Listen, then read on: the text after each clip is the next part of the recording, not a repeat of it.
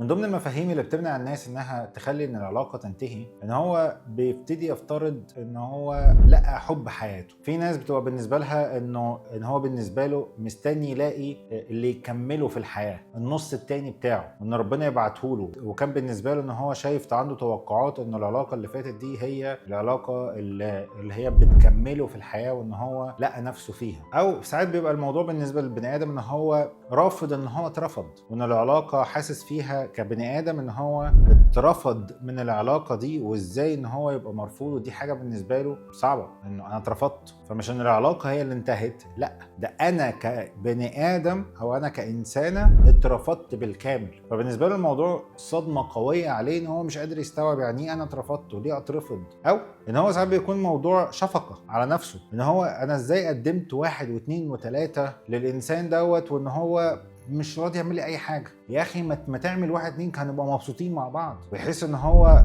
مشفق على نفسه، ان هو مش متقدر، او ان هو قلل من نفسه، او ان هو قدم كتير قوي في العلاقه دي واللي قدامه ما قدرش ده، واللي قدامه رافض ان هو يغير من نفسه ويديله احتياجاتك او يديلك احتياجاتك. فانت مشفق على نفسك ان انت قد ايه كملت في العلاقه دي. فانت عمال تعيد العلاقه جواك مره واثنين وثلاثه، وتفتكر الاوقات اللي انت بتشفق على نفسك فيها، وان انت متضايق ان انت قدمت، ومتضايق ان انت عملت، ومتضايق ان انت سويت. فالعلاقه ما بتنتهيش نتيجه الشفقه، او العلاقه ما بتنتهيش نتيجه ان انت مصدوم ان انت اترفضت كبني ادم، او العلاقه ما بتنتهيش من جواك لان انت متخيل ان البني ادم ده كان وجوده في حياتك بيكملك. انت كنت ناقص من قبل ودلوقتي انت بقيت كامل، ورجعت بقيت ناقص تاني، فانت عايز تكمل نفسك. او ان الحب الحياه اللي لقيته اللي يخليك ان انت خايف ان انت ما تلاقيش حد تاني زي ده، فمتمسك بالعلاقه دي حتى بعد ما هي انتهت في الواقع، متمسك بيها جواك عشان تفضل تحافظ على متعه الحب اللي انت كنت عايشها في العلاقه دي نفسها.